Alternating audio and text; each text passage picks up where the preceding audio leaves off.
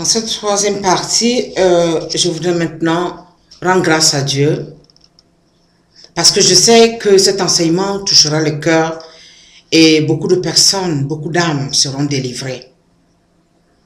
Je voudrais maintenant demander au Seigneur la grâce. Tout à l'heure, j'ai parlé des couples désunis, des enfants qui naissent dans ce couple et qui sont blessés. Je veux parler maintenant des familles désunies, où il n'y a plus d'amour, des communautés chrétiennes, où il n'y a plus d'amour. Il y a souvent la guerre des chefs. Moi, je vais être responsable de ceci, de cela. Seigneur, envoie ton Esprit Saint qui apporte l'unité, qui apporte la joie, qui apporte la paix. Que chacun de nous, les écailles tombent de nos yeux pour qu'on puisse regarder les merveilles qui se trouvent à travers une autre créature qui vit en face de nous, en particulier un membre de notre famille, nos enfants, nos amis, nos ennemis. Seigneur, je voudrais vraiment, à travers cette parole de Saint Paul qui nous dit, maintenant ces trois choses demeurent, la foi, l'espérance, l'amour. Mais la plus grande des trois est l'amour. L'amour. Seigneur, c'est ce tout petit mot qui tient le monde. C'est toi qui tiens le monde à travers l'amour que tu as manifesté pour nous. Oh Dieu, je voudrais vraiment te prier maintenant, Seigneur, pour toutes les fois qu'on n'a pas pu aimer, pour toutes les fois qu'on a blessé, pour toutes les fois aussi nous aussi on a été blessés, Seigneur. Que ton amour remplisse nos cœurs et vienne guérir les blessures de notre âme. N'est-ce pas que tu es le vrai médecin? Seigneur Jésus, n'est-ce pas, c'est toi qui viens nous rejoindre dans notre faiblesse. Nous ne sommes que des êtres humains, des êtres limités, mais tu nous amènes à pouvoir voir combien de fois tu as mis cet amour dans nos cœurs, mais nous ne pouvons pas voir cela. Oh Dieu, viens dans notre petitesse. Viens remplir ta présence, Seigneur. Saint Paul nous apprend encore en disant, ce n'est pas moi qui vis, mais c'est le Christ qui vit en moi. Et je peux faire tout, parce que le Christ est en moi et il me fortifie. Avec lui, tout est possible. Seigneur Jésus, avec toi, tout est possible. Même si autour de nous, on crie blasphème, même si autour de nous, les gens ne comprennent pas souvent ce que nous vivons, s'il te plaît, viens nous guérir de toutes les blessures qu'on a souvent dans les missions, surtout des envoyés, que tu nous appelles, tu nous utilises pour que cette bonne nouvelle-là soit prêchée. Nous aussi en retour, nous sommes souvent très très blessés. Je te prie pour ton Église universelle, que ce soit chrétien, catholique, protestant, évangélique, toutes ces personnes qui œuvrent pour que cette bonne nouvelle atteigne les cœurs dans tous les recoins du monde. Oh Dieu, utilise-nous, mais guéris-nous aussi. Parce que dans tes missions, souvent l'ennemi nous attend. Nous sommes profondément blessés et cruellement blessés. Il y a d'autres même qui meurent dans ces missions-là, Seigneur, qui deviennent des martyrs. Tout simplement parce qu'ils voulaient prêcher cette bonne nouvelle de la vérité.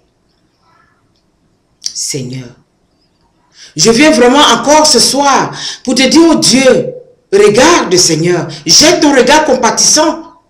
Seigneur, pour toutes les personnes qui refusent cette bonne nouvelle, qui se disent, moi je ne suis pas dans ça, ça ne m'apporte rien.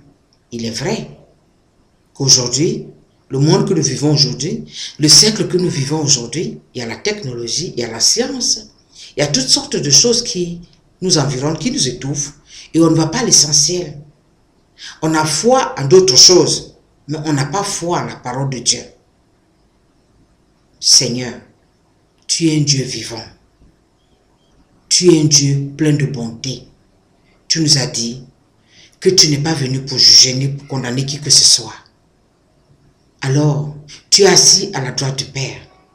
Je voudrais tout simplement qu'à travers ma modeste parole, cette modeste voix, cette petite femme dont je suis, Seigneur, que tu prennes cette parole-là et tu présentes au Père, afin qu'il envoie son Esprit Saint. Maintenant, renouveler nos pensées. La Bible nous dit que nous devons avoir tes pensées à toi, Seigneur Jésus. Mais souvent, nos pensées sont vraiment rétrogradées. Nous regardons toujours en arrière. Or, tu nous dis que celui qui met la main à la charrue et qui regarde en arrière n'est pas digne de toi. Mais celui qui met la main à la charrue et qui regarde en avant est bien vraiment digne de toi. Seigneur, permet que nos anciennes vies, qu'on puisse oublier nos anciennes vies.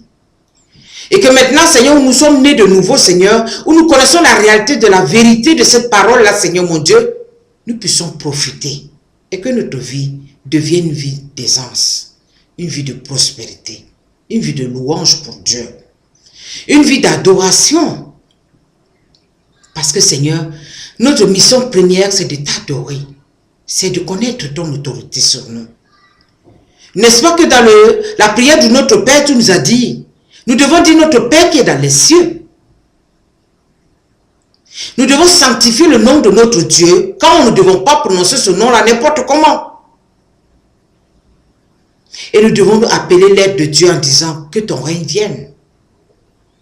Mais surtout que ta volonté soit faite sur nous. Dans nos projets de tous les jours, Seigneur. Parce que quand nous n'avons pas reçu ce que nous voulons, alors la haine, la convoitise, la jalousie s'installe.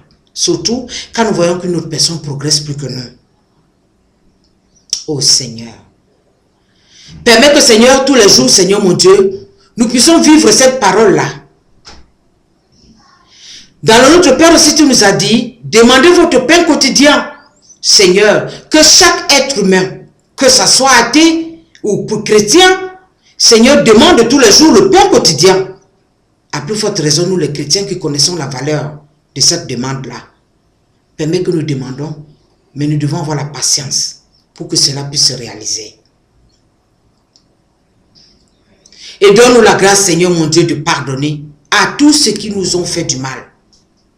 Donne-nous cette grâce-là, Seigneur. Parce que si tu ne nous donnes pas cette grâce, nous ne pouvons pas pardonner. Comme je l'ai dit dans l'enseignement. Et qu'en retour, toi aussi tu nous pardonnes, Dieu. Nous ne sommes pas dignes, tu sais. Mais surtout, Seigneur, préserve-nous. Ne nous soumets pas à la tentation. Il y a une tentation qui est synonyme peut-être des épreuves, qui nous amène à se rapprocher de toi. Je préfère cela. Mais une tentation qui nous amène à la perdition, que le diable nous met devant les faits accomplis, je ne veux pas cela. C'est pourquoi, Seigneur, je demande ton aide. Brise cela. Oh, à ton nom, Seigneur Jésus, pour que nous ayons la liberté. Et délivre-nous de tout mal. Ce mal qui s'accroche très très vite à nos pieds. Délivre-nous de ce mal-là, Seigneur, pour que nous puissions être l'exemple des autres. Donne-nous cette joie. Donne-nous cette paix. Aujourd'hui, Seigneur, rejoins toutes les personnes qui ont perdu cette joie-là, cette paix, dans les maisons. Ceux qui sont malades, ceux qui se culpabilisent, ceux qui ne veulent pas sortir de leur, Seigneur mon Dieu, jugement personnel. Seigneur, viens à notre aide. Et je te remercie vraiment pour cet enseignement, Seigneur, qui va toucher les fins fonds des cœurs. Et qu'en retour, vous avez le droit de porter votre jugement.